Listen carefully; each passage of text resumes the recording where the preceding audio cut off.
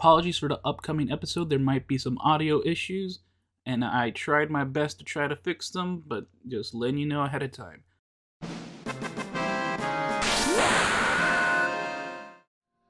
Hello everyone, Firemac here, and welcome back to my Endwalker playthrough for Final Fantasy 14 with me, Firemac. So, if you have been paying attention, I've been feeling under the weather. I had a real bad acid reflux thing, so that might affect the way I voice characters. But I did eat myself some good bowl of oatmeal and bananas, which apparently is good for that. So hopefully things won't be that bad this episode. Hopefully. Let's just get this party started. I'm glad you're safe, Hermes and the Ambistoma.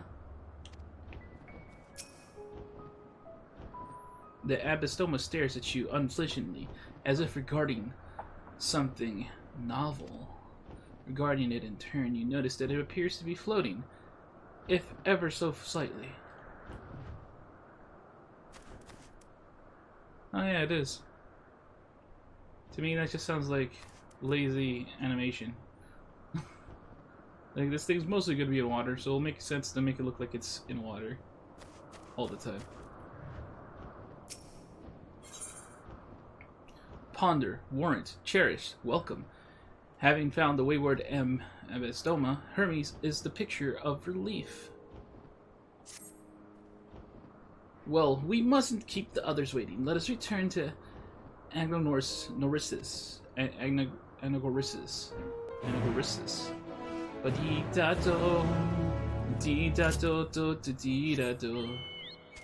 Oh hey, a fellow EZA member.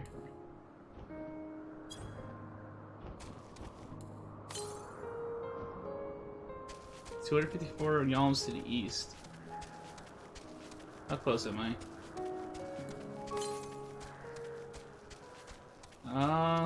It's up there, isn't it?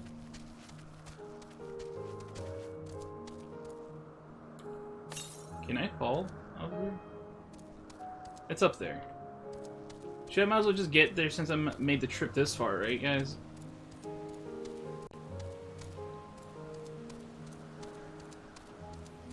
Keep an eye on Elgato. New recording usually means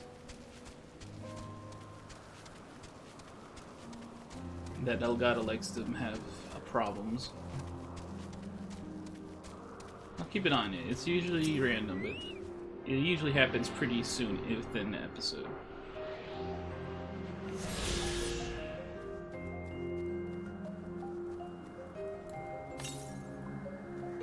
Oh god, so far away. Let's just go ahead and teleport. Also have some extra food here. Now, I hope will be okay to eat.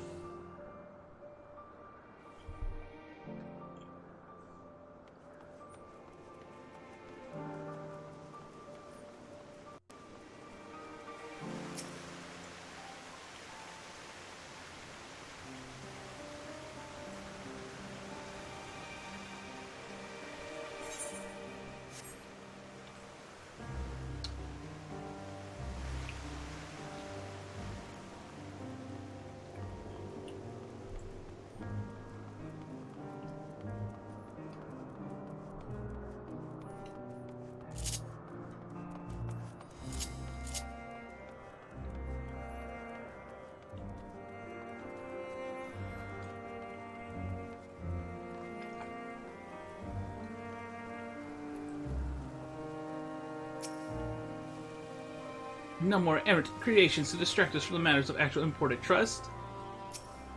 Ephlodeus? 'Twas blissfully uneventful in your absence. The little ones were on their best behavior. Some creations stay outside, others stay at Kittises, like the Ambistomas.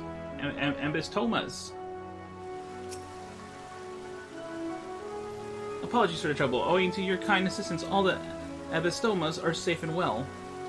I will personally send them back to their space. If you would go on ahead to the main building, upon entering you will see a table and chairs, a meeting area. We may speak there. Very well.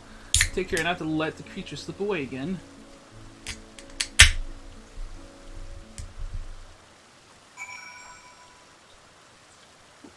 Did I mention I also have a drink?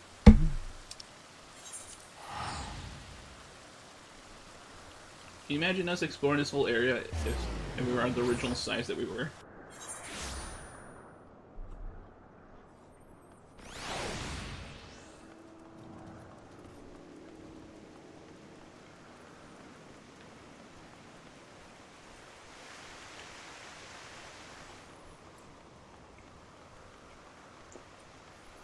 Kind of sad people aren't trying to look the part.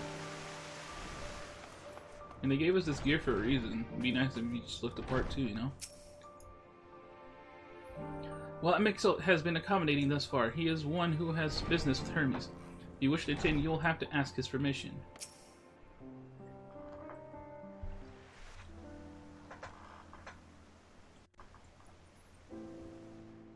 This appears to be the place. And here is where we part ways. What? Nuh-uh. We will be discussing highly sensitive affairs. Only a select few may be privy to such knowledge, and that does not include someone who cannot or will not divulge their origins.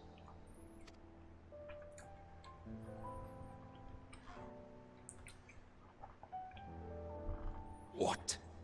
Will I have to remove you by force?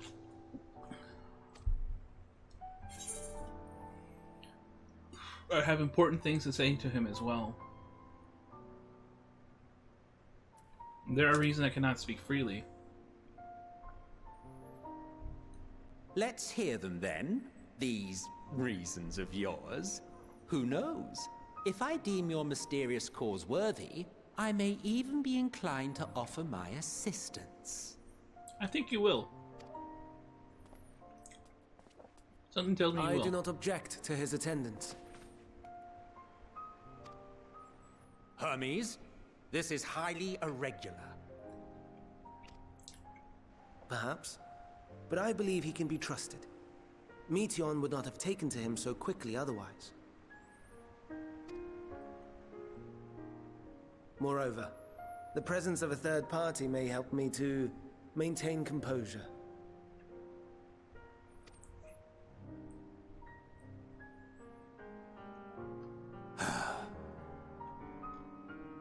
As you wish, then.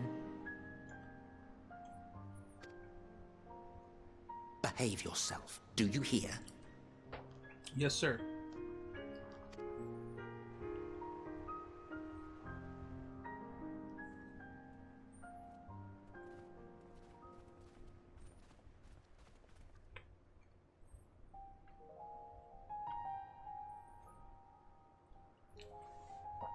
So, it's finally happened, then.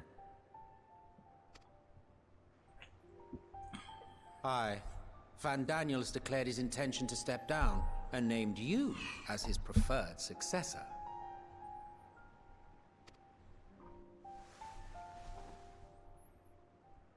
In recognition of your knowledge and your works, the Convocation is giving the recommendation due consideration. As one who does not know you personally, I am to use my impartial eye to take your measure.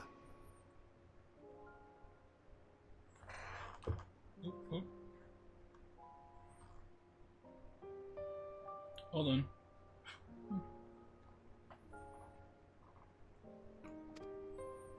And above all else, to ascertain your disposition towards the invitation.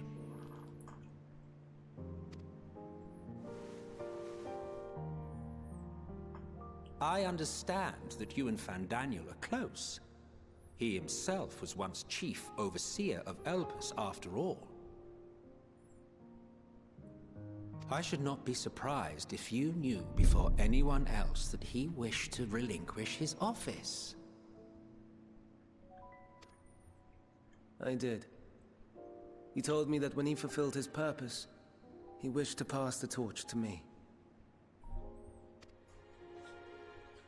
A torch you seem none too pleased to accept. Are you so averse to serving on the Convocation? No, it's not that. For a humble researcher like myself to even be considered is an honor beyond words. No. What troubles me, what I struggle to come to terms with, is the very fact that Van Daniel is stepping down. Does this not mean that he will return to the Star?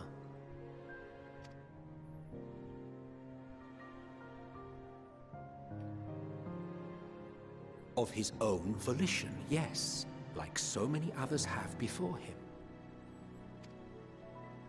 Return to the Star? Does that mean die? Well now, that's not a word I hear often. Is that what you say here in Elpis? Mankind is the life of Atheris. Each of us, a drop of blood flowing through its veins, bearing sustenance. In our finite time upon it, 'tis our duty to make it a better place, that all who call it home, now and in future, may abide in happiness. To that end, we have dedicated ourselves to the pursuit of enlightened creation. And by our efforts did we transform this once untamed wilderness into the peaceful paradise you enjoy today. To return to the star whence we came is a privilege afforded to we who have so loved and nurtured it. A choice embraced by those who have lived their lives to the fullest, in service to our world. And when they depart upon this journey, it is beautiful, always. The 14 are no exception. 'Tis believed no occasion is more felicitous than the fulfillment of one's duty. Our office becomes our lives, and to retire is to return, or so the majority of us hold. Some few have elected to eschew custom.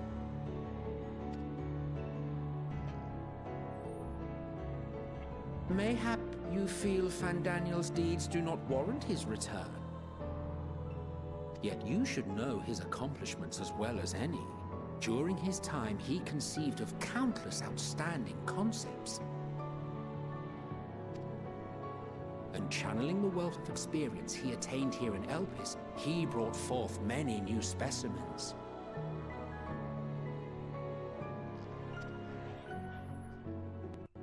I know of all this. I do. It's just, I cannot fathom why someone so great and wise, who could still do so much good, would want to end it all.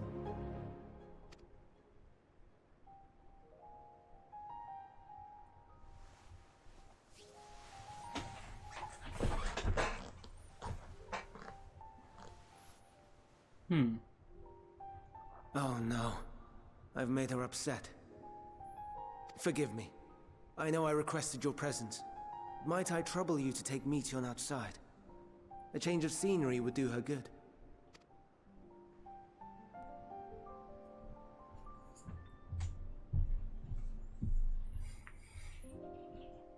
I think there's more to Meteon than meets the eye.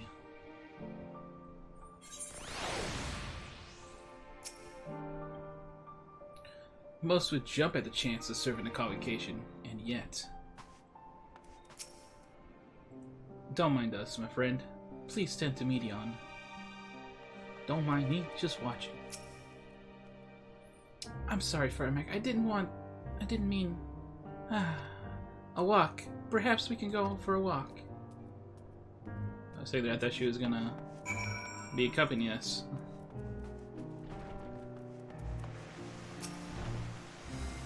Hermes gets sad when he thinks about death. When others are sad, I'm sad too. That's how I am, how he made me. But don't worry, I'm fine now. Oh, you're based on emotions, huh? You're a super empath.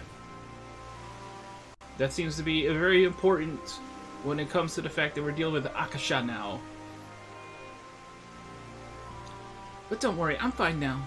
So, why did you come here? You want to learn about Elpis and Hermes? Oh, I teach you. Oh, it doesn't even say I teach you. Oh, teach you. I can teach you. We can take turns. I tell you something, then you tell me something. Sure, why not? Huh? Then it's settled. Where to start? Ah, yes, let's talk to Memnon. He should be near the Aetherite. I'm good at explaining, but Memnon is... I'm not a good explainer, but Memnon is. Okay, so I'll have him explain instead. There we go. Now they're accompanying me.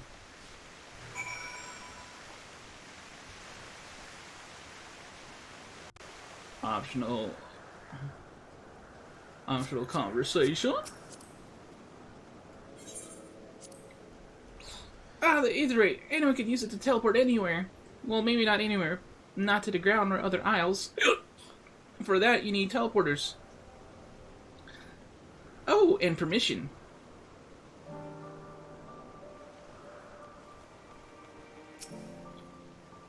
Memnon. What have we here?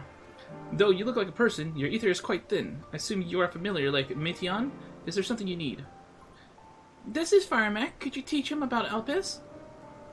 Ah, newly arrived familiar, is he? Very well, I should be glad to introduce our fair facility to him. As you know, it is mankind's duty to make the star a better place. As part of this duty, we employ creation magics to bring forth new life. However, we cannot simply release our works into the world, for it would lead to chaos. No, any and all life forms must undergo extensive testing to determine their fitness to exist. Testing which is conducted here in Elpis. Every candidate is subjected to rigorous study, in which we identify their properties, surmise what habitats might be suitable, and speculate as to the effects they may have on the environment and other species. Should we judge a beneficial addition to the star, it will be allowed to take its place in the world. The two of you too, were created with the hope of making the star a better place. So heed your master's will and be good, do you hear? We will, Memnon, we will. Thanks for the lesson. You had a turn, now I get a turn. Where did you come from? Where'd you go? Where'd you come from, Good night, Joe? Place far, far away from the Crystarium, from a place facing a great threat. Yeah, let's go with that one. The least vague answer. There's such a place? I had no idea. But this place is important to you. I can feel it. Oh, my power! I haven't told you about it. A creation. Let's find a creation. One not being watched. Then I'll explain my power.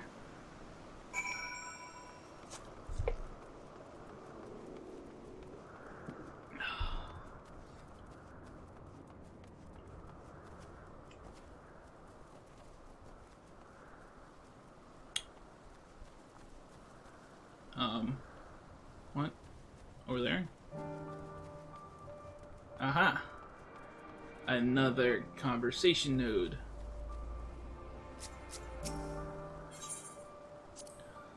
Spriggans? What are Spriggans? Oh no, we call them Orilai. Orii.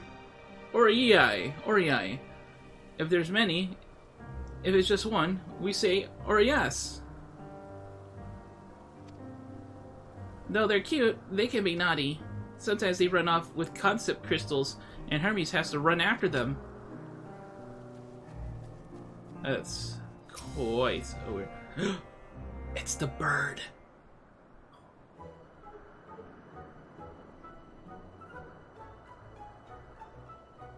Oh, this creation's perfect. But I don't remember seeing it before. Perhaps it's new? Anyway, I'll try reading its mind. That's my power.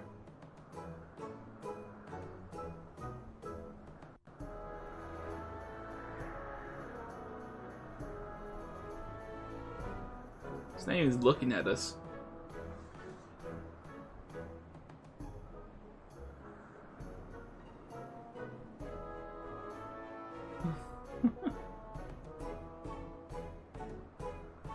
I can't read it. Or maybe there's nothing to read? Wait, please wait. I'll try again with you this time.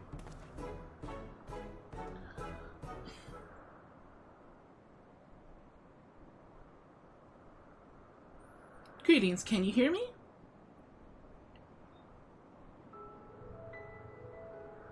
This is my power. I can read the emotions of those around me and project my emotions to others in return. I'm not actually speaking to you in your mind, rather, you're converting my emotions into words and intention, a process performed subconsciously by intelligent life forms.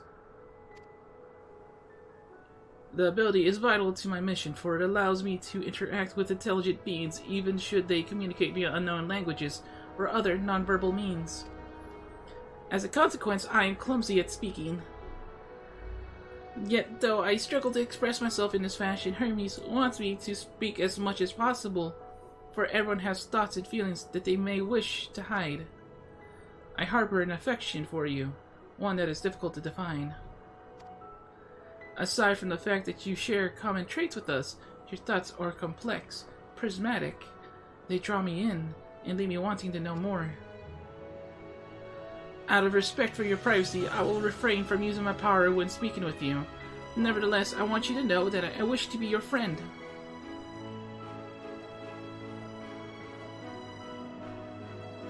Did you hear me? Good! Now it's my turn again. So, what are you good at? Fighting, crafting, gathering, playing. It's a secret! Dude, I'm good at all of these. Let's go playing.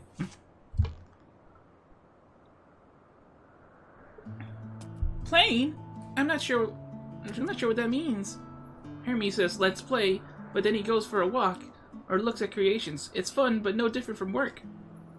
Well, the thing's looking at us now.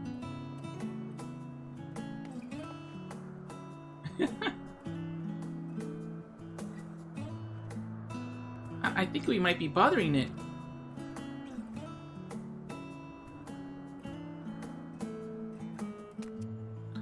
Let's keep going. We'll go and see Uanthe next. I hope I'm saying that right. He's usually in a small building, one on the west row. Woo! Woo! Uh-oh. Talking to the motion bird killed my connection. So where are we going? Back up.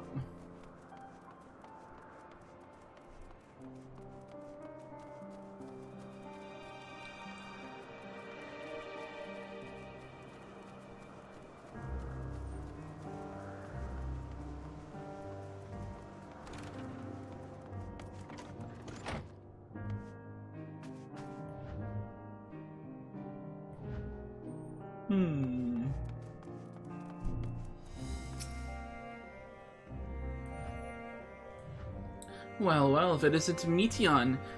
I see you brought a friend today. Greetings, Uyante. An apple, could you make me an apple?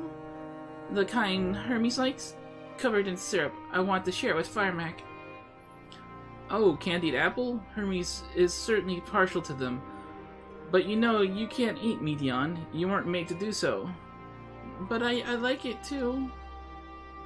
It may seem that way, but it's due to your ability to share others' feelings.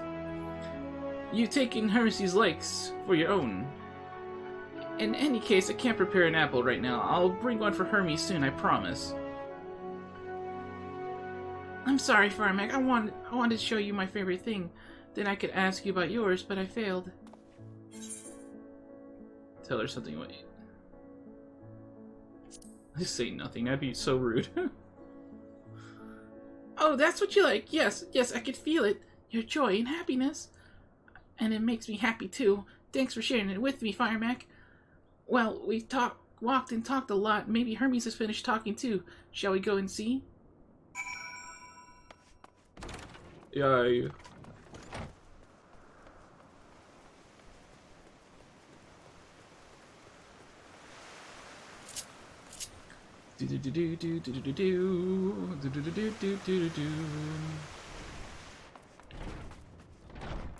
Oh, they're done. Ah, excellent timing. 'Twas a refreshing constitution, I hope. Constitutional. What, back already? Pity. A bit longer, we might have snuck away without you.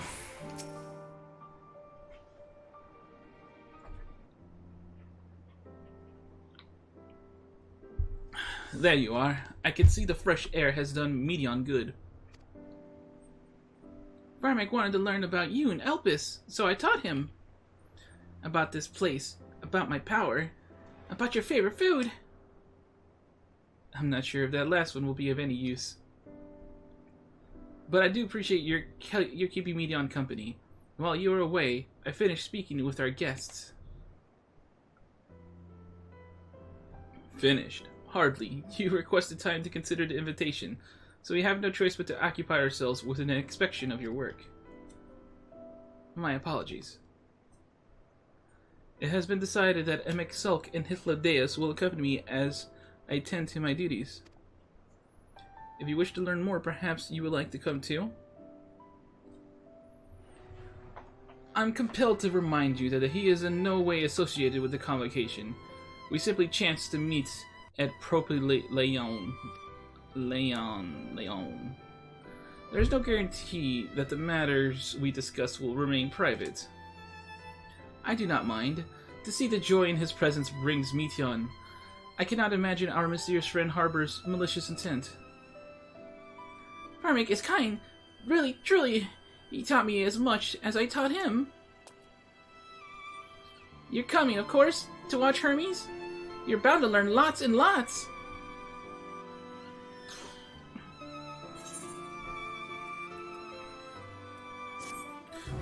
Oh, yeah. So are we gonna meet Vena, you know?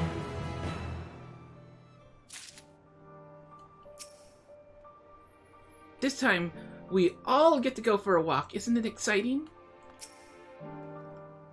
Though I see new creations on a daily basis, here they look at them with a different eye. It will be interesting to observe Hermes at work. It is held that all civil organizations should conduct their affairs with total transparency, and the convocation is no exception. But that doesn't mean we are obliged to show our work to unknown entities such as you. Consider yourself privileged and behave accordingly.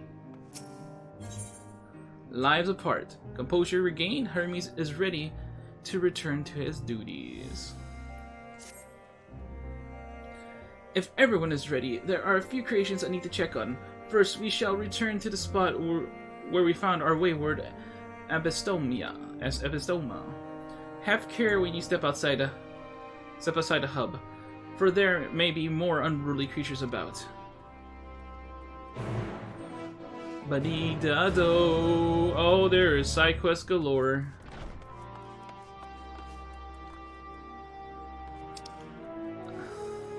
Oh, there's so many side quests.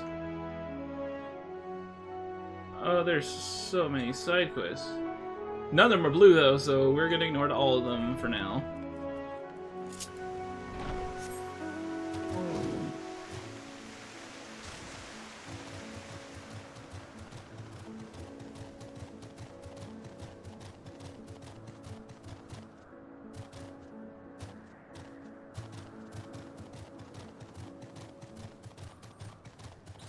Woo! Woo!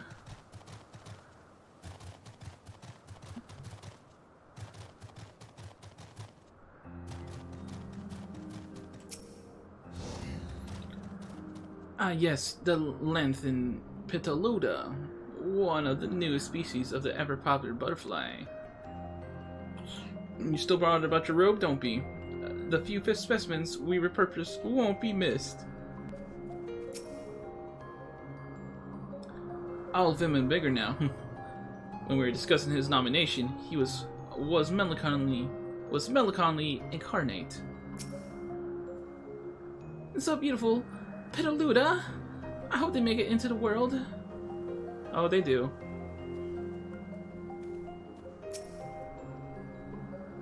This here is a new species of Pitaluda we recently set loose.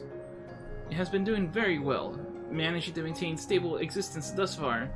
If it can see its observation period to the end without issue, we shall release it onto the world. Tell me, Do you know the difference between living beings and arcane entities? It is the presence of a soul, yet the soul isn't something you can choose to have at will. No, it manifests only in those beings whose forms adhere to the laws of creation, that can endure on their own.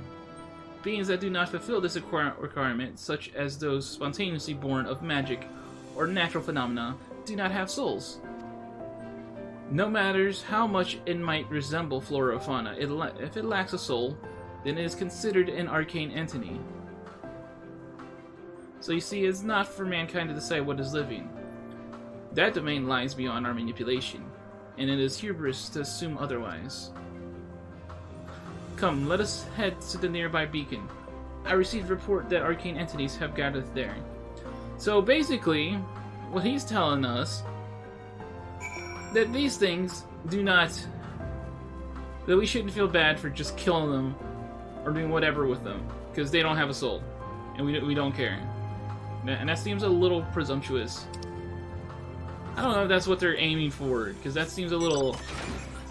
like, if you're trying to translate that into real world terms, it kind of sounds like if it's not human, we shouldn't care what happens to them, and that does not sit well. Does not sit well at all. So hopefully that's not the angle they're going for here.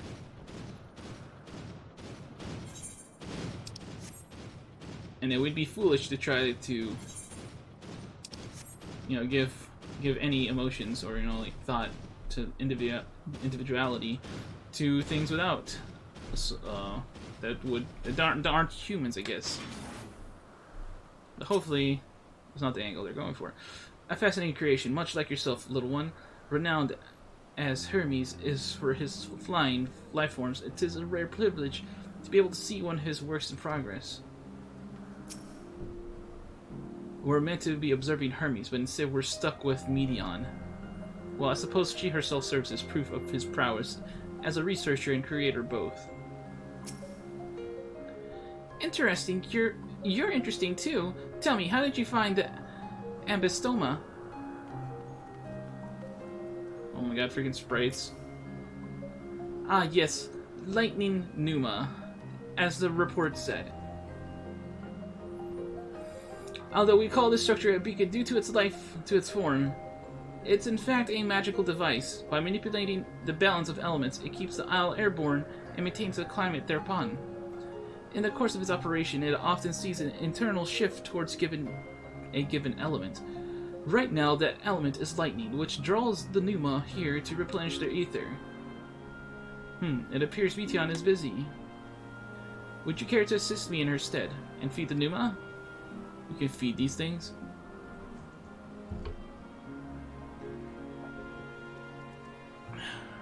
By using this lightning converter, you can harness ambient lightning and focus it into a ball. A veritable feast for our dazzling friends. Go on, give it a try.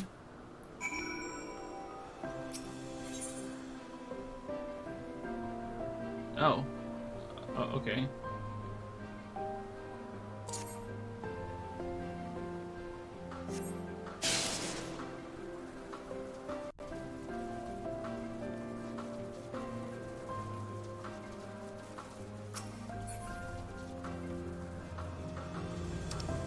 Okay, we're doing a thing now.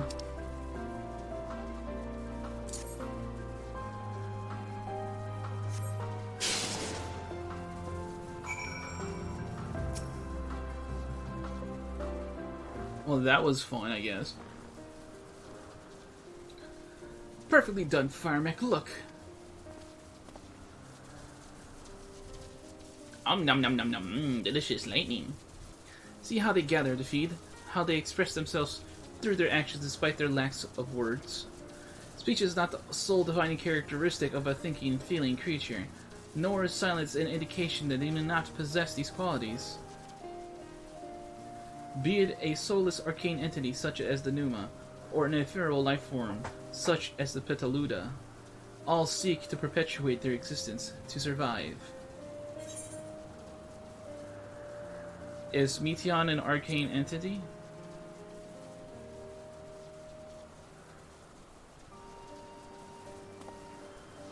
A good question. I can answer it from a theoretical standpoint, but it ultimately falls to the Bureau of the Architect to pass judgment. Those with exceptional vision, such as Hythlodaeus, may be able to ascertain her true nature. But to me, it doesn't matter. She is herself, and that is all I need to know.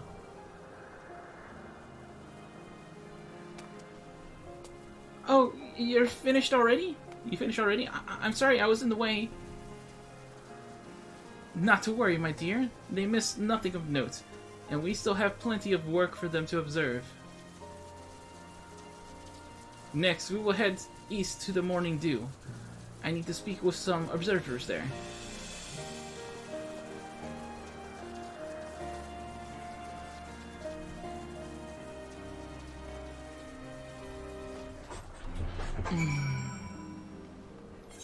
Speak with Hermes again.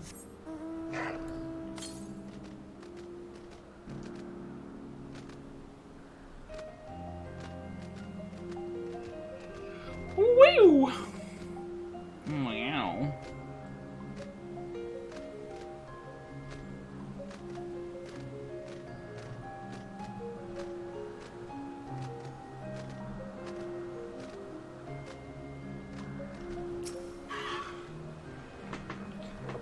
This fellow has been the talk of the Bureau.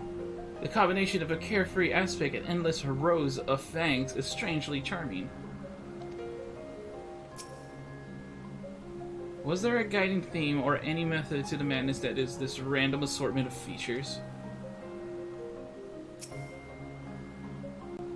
It's adorable, but beware its sneeze. Hermes went flying once. See that? Okay. That person bothered putting on their robe.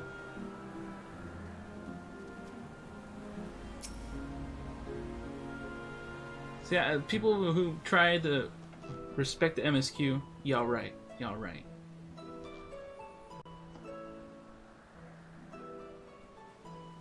Amazing, is it not? The Ampelos, one of our newest subjects. Well, none of these things kept their names. So, how are we coming along?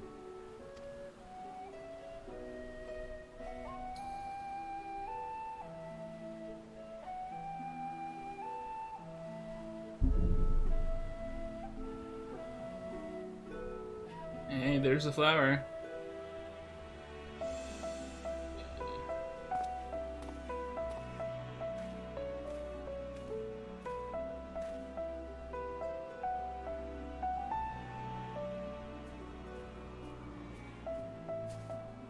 This place is Elpis. Those flowers. Elpis. Enteleckies. Like me. Enteleckies. So what, you're then the freaking human form of the flower?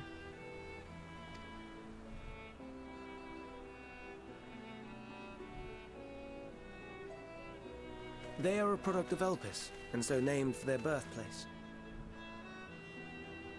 A happy accident, born of the hands of a former researcher who loved beautiful blossoms. Unique for how they change color, to reflect the emotional state of those nearby.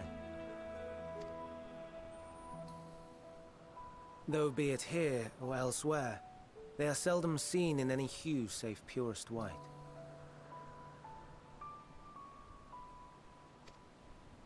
Reflect the emotional state, you say? By what means do they achieve this? In creation, there exists an energy wholly apart from ether, one driven by emotions. In like manner to how we manipulate ether, this flower is subject to the influence of said energy.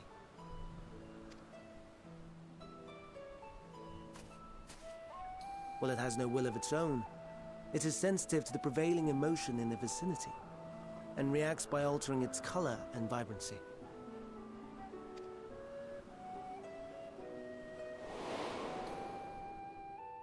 Akasha?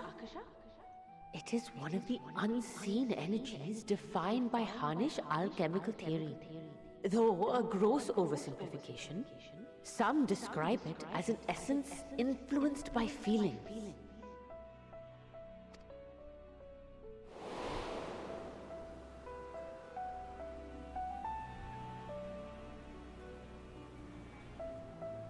Akasha.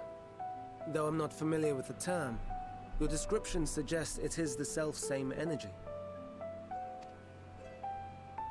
Dynamis, we call it. Dynamis. And those entities like the Elpis flower that have the ability to interact with this energy, converting emotions into tangible phenomena, are Entelechy's. Entelechy's. That's me! That's me! An Entelechy!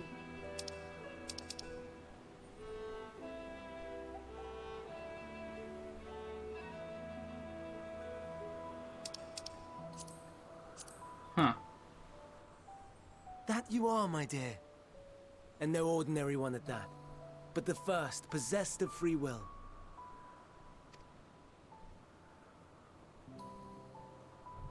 Wait. A form of energy other than ether? Dynamis? Yeah. I've never heard of such a thing.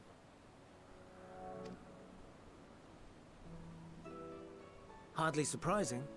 Dynamis cannot be seen, much less felt. And though its existence has long been theorized, we had no proof until the flower's serendipitous creation. What's more, Dynamis is far weaker than ether. Under normal circumstances, its effects are drowned out by the latter. On account of which, beings comprised of and reliant upon the ether, like you and I, are unable to make practical use of Dynamis. 'Tis a truly esoteric thing, known to but a select few scholars. Intriguing. Then, given the limitations you described, why create Meteon?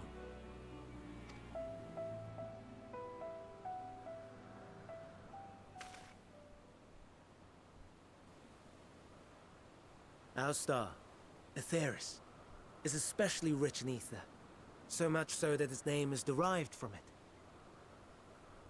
it. Aetheris, gotcha. Guys. However, when we consider all energy in existence here and in the vast space beyond, Dynamis may account for as much as 68.3%. The more abundant form by far. Were we able to control it, we could open the door to limitless possibilities. 'Tis not unlike a gently flowing stream, unable to break through the dam of ether barring its path. But if we could imbue the stream with the vigor of a raging river...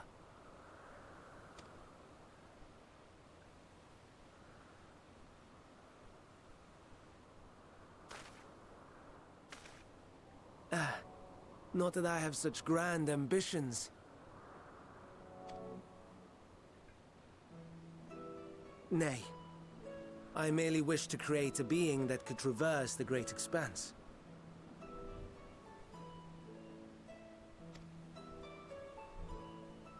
Traverse the great expanse. The relative scarcity of ether beyond the bounds of this star was a concern. And so, I looked to another source of energy by necessity.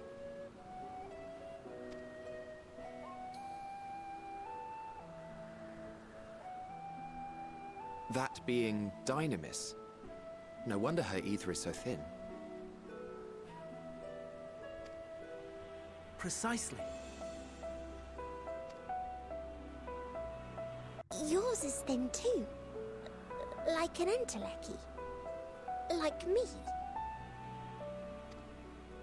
So...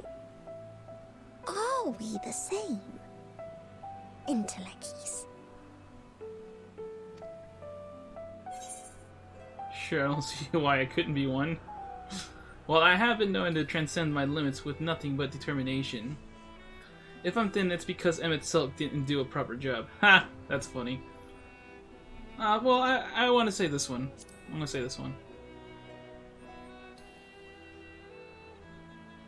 That sounds more akin to the desperate flailings of a wild beast when facing imminent death.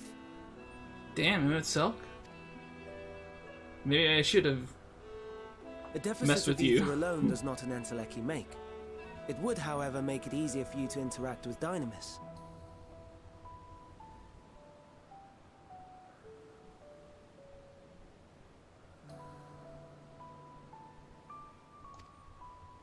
And limited though its influence may be, this quality could prove the difference between victory and defeat. You do well not to underestimate it.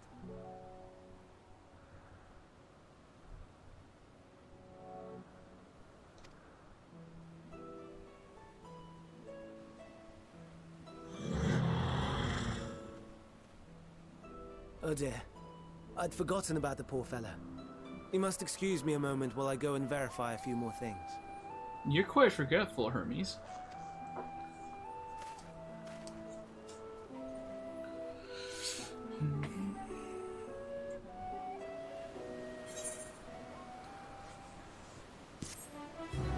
Oh, whoa, whoa, whoa, whoa, whoa, whoa, whoa!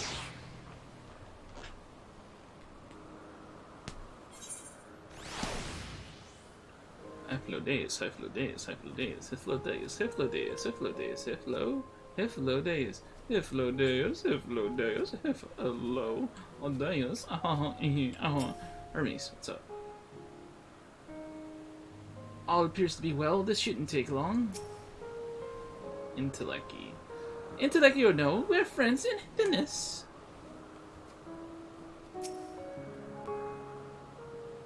Never before I had heard of Dynamis or Entelechy's. I could only assume that Alpus Flower was submitted to the Bureau before I joined. Their greatest contribution. Oh, this one looks like it's gonna have an important cutscene, y'all. It's gonna have an important cutscene, y'all. Maybe 10 minutes left in the episode won't be enough for this one, but let's try it anyway. Not that I or anyone else would be able to make use of it, or even if we knew. But it irks me to discover that there's an entirely different form of energy, and no one told me. That personal annoyance aside, Hermes' knowledge is undeniably impressive. Given that there are none among the 14 who specialize in the Celestial, he would be a welcome addition. Assuming he can be persuaded to join, that is. I still can't understand his hesitation. Why did you join the convocation? Why did you join the convocation? Oh ho! You wish to know why MX Silk was chosen for the convocation? I should be glad to share the tale. It began when... Not another word. Unless you've forgotten, we're here to learn about Hermes, not me. My misspent youth is not your concern.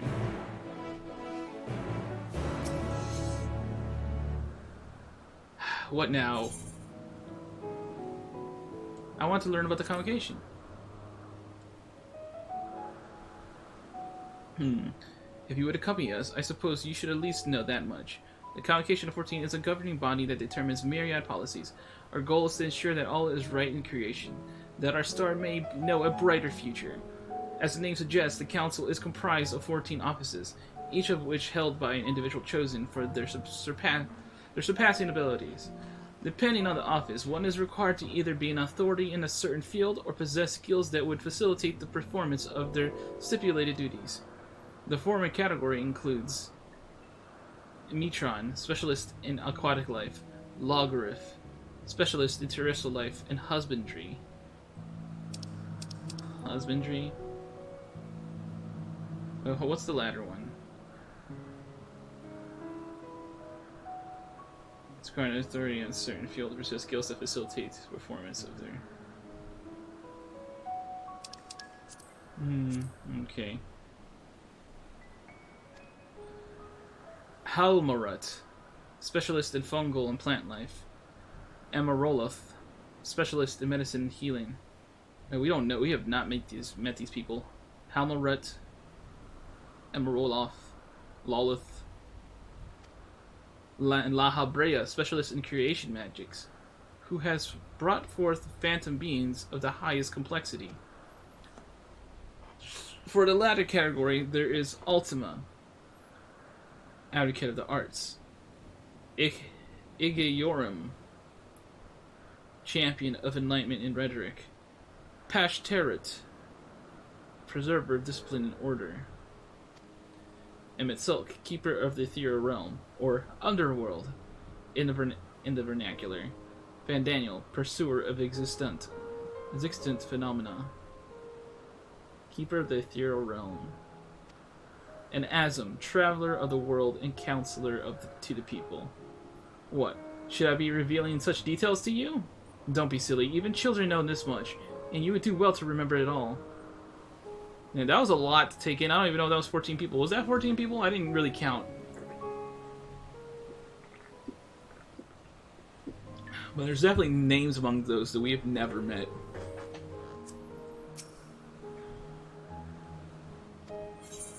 Actually, never mind. Then why did you bother me? Ugh. Honestly, I'm beginning to think you were created for the sole purpose of trying to my patience. Yeah, maybe a little bit. I'll tell you the tale when you were far away from sensitive ears.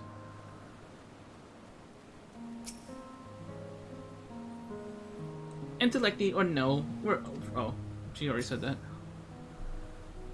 My apologies for the wait. I have inspected the Ampelos to my satisfaction. All is well with the creature, and I dare say it won't be long ere it is released onto the world. Another creation, however, reportedly isn't faring so well. The Charybdis. That's an attack name. The Charybdis. That is what we... That's what we shall tend to next. If you would follow me, my friends, we shall return to the main isle and head north.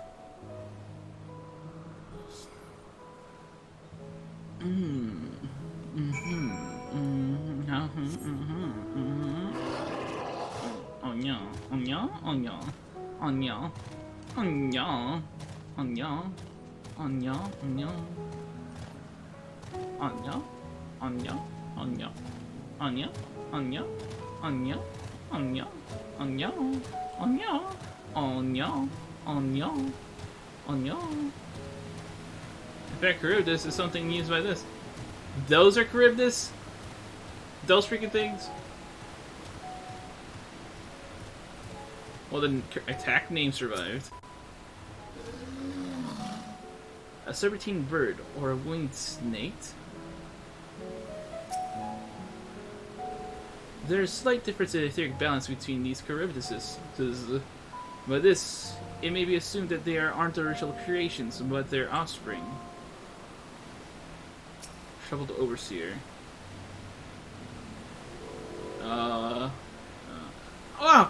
Forgive me. I thought another member of the convocation had come. This is turning out to be an eventful day. Why is this one blue and shiny? No. Why is this one blue and shiny? There we go. That's how she would say that.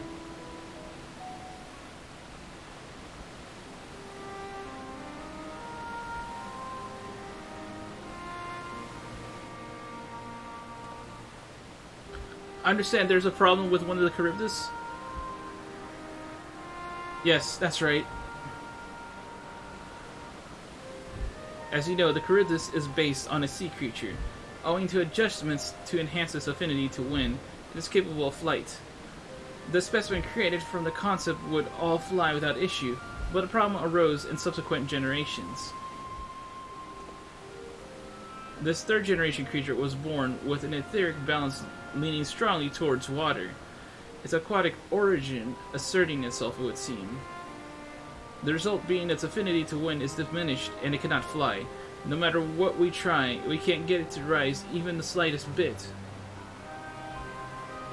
For such change to manifest in so few generations, I fear they are too unstable, flawed. Without your permission, I will avert the creatures and recommend to the Bureau that the concept is revised. With its etheric balance leaning towards water, the Charybdis would indeed struggle to manipulate wind. Yet it is too early to conclude that it cannot fly. Having failed at first, it may simply have developed the fear. I shall transform and fly with it, helping it to manipulate wind until it finds its wings. Well, what? You didn't even go to such lengths!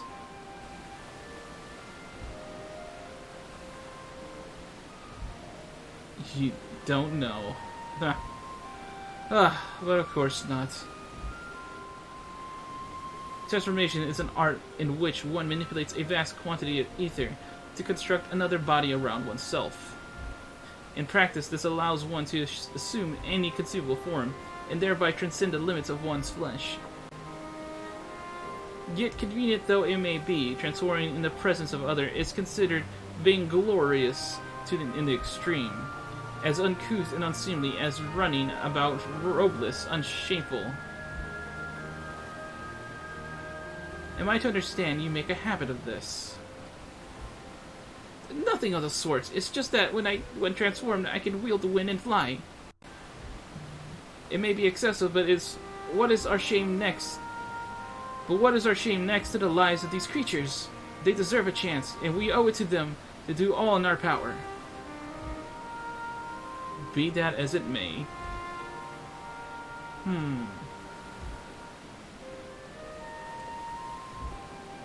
Yes, I believe I have a solution. Emmett Silk, may I trouble you to move that Kerberos away from its fellows, somewhere out of sight?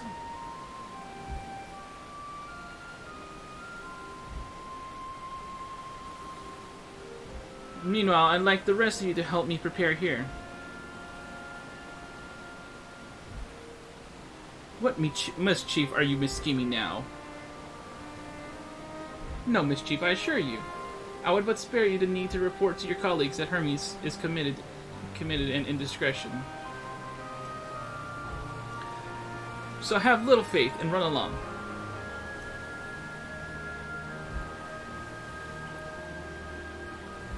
I trust you don't mind.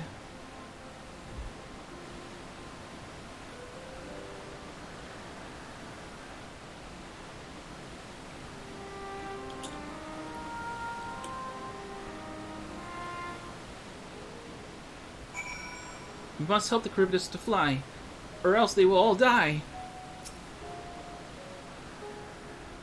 Such bother when we could simply begin anew, but I shall defer to the Chief Overseer.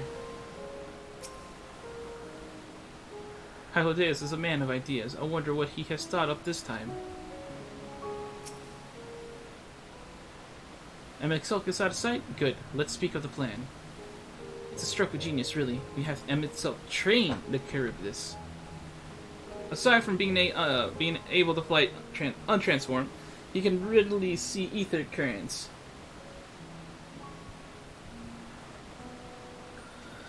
And with his adept spellcraft, he can also employ suitable wind magics to guide the creature along. While he is indeed capable of all you describe, it is not his duty, and I am loath to trouble him with it. Don't be, as I mentioned. It would also be for his own sake. With that settled, let's begin at once. Firemac, I want you to go to Emmett Silk. Tell him that you have a favor to ask. He will be disinclined to cooperate at first, but you mustn't be discouraged. With our friend, the trick is to be unflaggingly persistent. Off you go now, and good luck.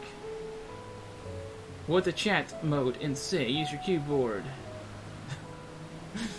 I have a favor to ask to indicate to Emmett Silk that you have a request. Cool.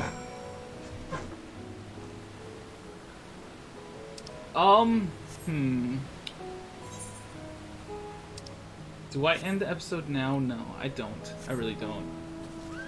I don't know how much more this quest is gonna be before we get the big old cutscene.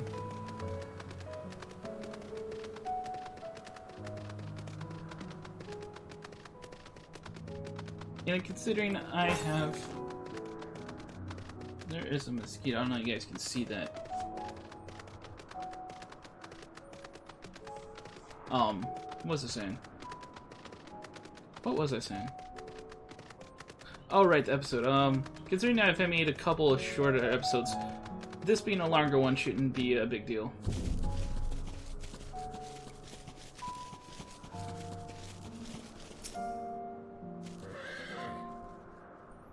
Well, are your preparations for the scheme?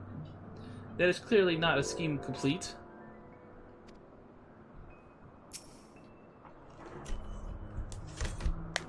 Why is he gonna listen to me about people? I have a favor to ask. Oh, no, you don't! I'm not lifting a finger! Ugh, I don't know what Hythlodaeus is up to, and I will not be made to know. I refuse. If Hythlodaeus is to believe, relentless assistance may serve to wear down the ever-weary Emmett Selk.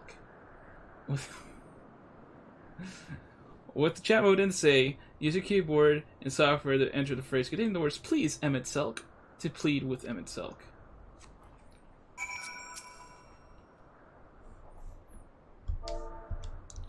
Please. Please, Emmett Selk. Please.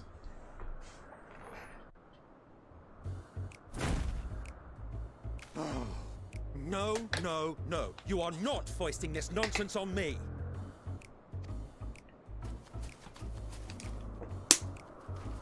I'm given to understand you have the power to help the Charybdis, and should be quite willing to do so.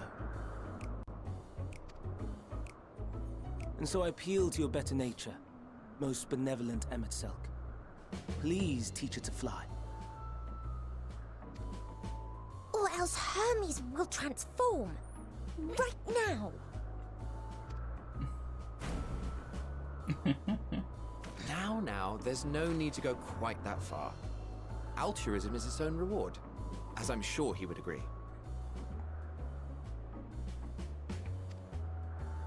Oh, would he now? And who contrived to put me in this position, pray tell? Nothing so devious. I merely suggested a possible course of action.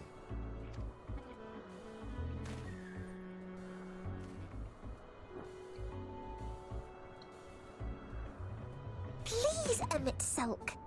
Please. Hythlodaeus is a little scampy is. I did not come all this way to play nursemaid to your creations. I'd thank you to remember this favor and let it be the last.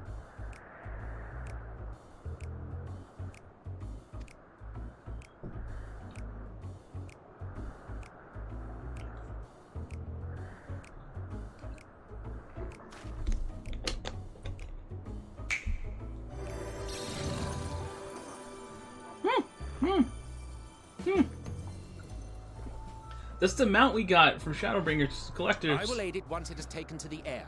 It falls to you to shepherd it skyward.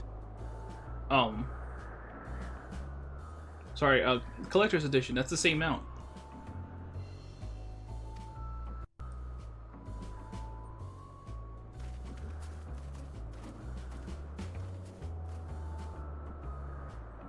Well, let's relax and enjoy the spectacle, shall we?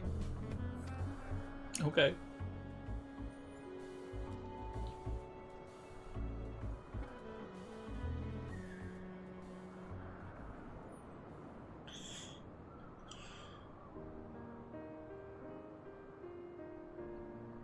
You were wondering why Emmett Selk joined the convocation. Truth be told, he wasn't the first choice for the office. I was, on the strength of my ability to see ether. Oh, really? But I declined the offer. For though my vision is exceptional, I am pedestrian in all other aspects. Worse even. Quite abysmal when it comes to manipulating ether, for example. Couldn't transform even if I had a mind to do so. What good is the ability to perceive a problem if one cannot act to address it? Emmett Selk has no such shortcomings. He excels in vision and manipulation both, the latter to an extraordinary degree. If there is a mage more powerful, I do not know of them.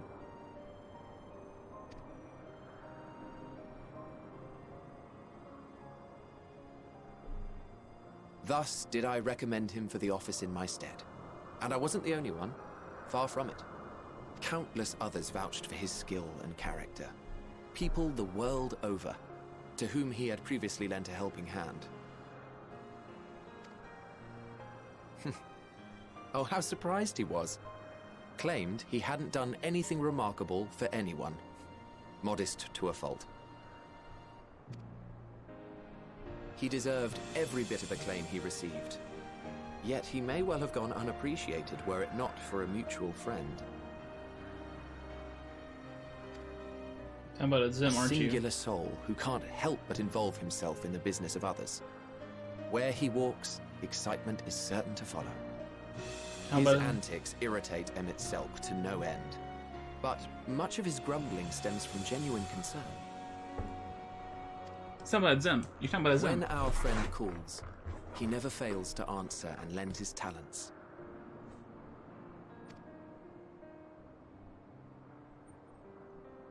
And in the course of doing so, he himself came to be recognized and respected by those around him.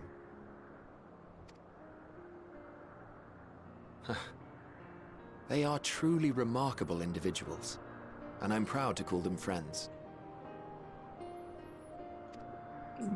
Woo! To help them realize their dreams. This will be my greatest contribution to our world. And when they have fulfilled their respective purposes,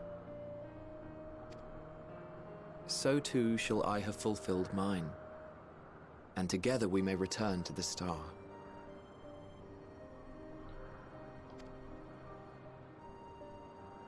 Look at me, spilling my innermost secrets. I can't seem to help it with you. I can only assume it is due to the color of your soul. I just don't understand how you can be so alike and yet so different. Well done, my pet. Well done!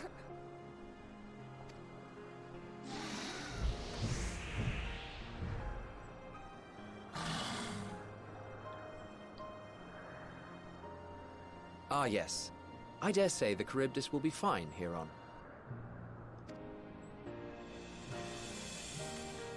Why don't you go and signal to Emmett Selk? Let him know that his arduous task is at an end.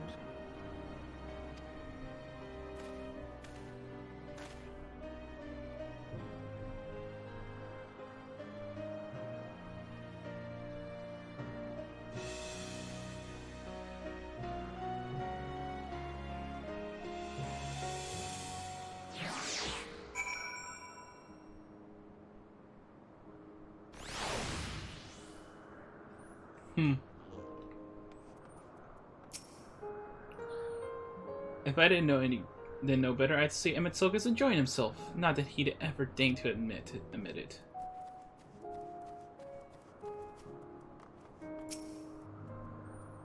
Look, Firemac, look how well the Charybdis flies. It's flying. It's really flying. As if we're born to do so. Thank goodness.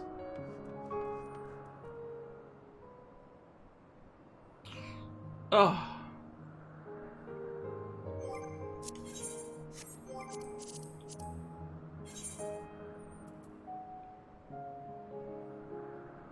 I don't have a wave on here, really?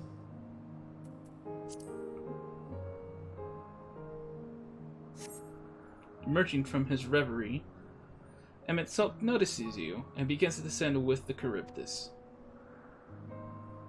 Yay. Yay. Yay. Yay. Yay. Yay. Yay. Yay. Yay. Yay. Yay. Yay. Yay. Yay. I have no words to express my gratitude. Thanks to you, the Charybdis has learned to fly.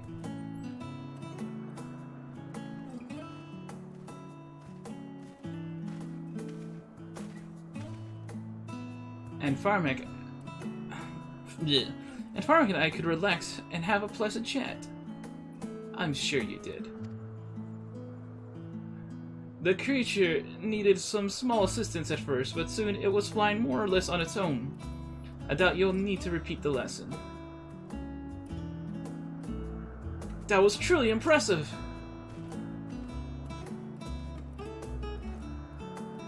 I witnessed it all from afar.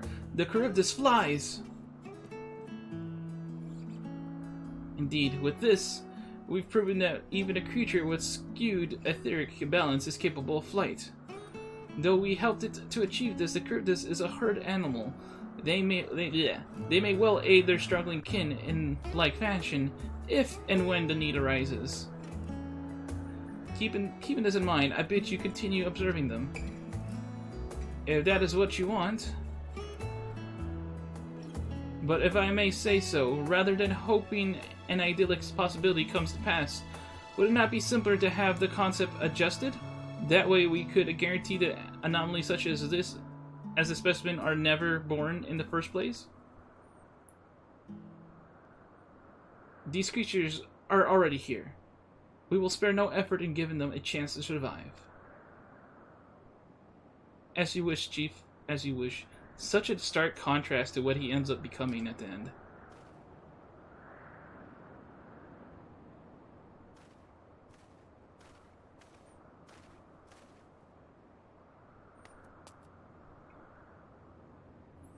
Hermes.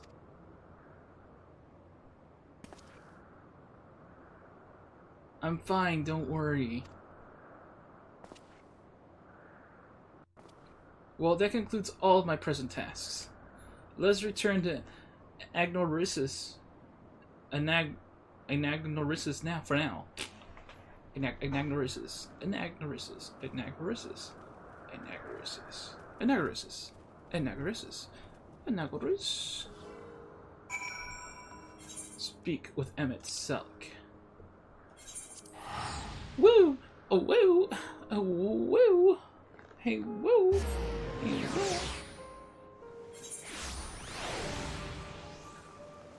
Hey yo, hey yo, hey yo, oh, hey yo, hey yo, hey yo, hey yo!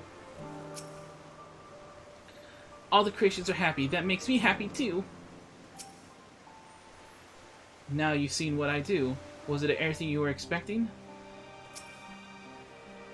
I thoroughly enjoyed myself. At the end, most of all. What? Want to apologize for forcing me to help you, do you? Save your breath. You didn't force me to do anything. I merely chose the most expeditious way to have done with an impediment to our business. To have done with an impediment to our business. Jeez. I can read. There, finally. Oh my god! Oh my god! Oh my god! I can finally end the episode. This is Firemac saying, toodles, see you next time.